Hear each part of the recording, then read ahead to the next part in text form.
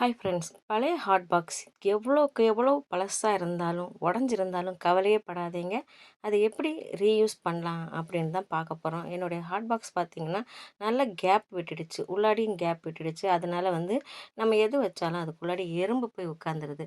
எறும்பு போகிறதுனால இந்த ஹாட் பாக்ஸ் வேண்டாம், இதை ரீயூஸ் பண்ணிக்கலாம் அப்படின்னு சொல்லிட்டு நான் எடுத்துட்டேன். இப்போ ரீயூஸ் பண்ணுறதுக்காக அதை நம்ம இந்த மாதிரி ஸ்க்ரூ ட்ரைவர் வச்சு கொஞ்சம் இலக்கி விட்டோம்னா இந்த மேலே இருக்க பிளாஸ்டிக் தனியாக வந்துடும்.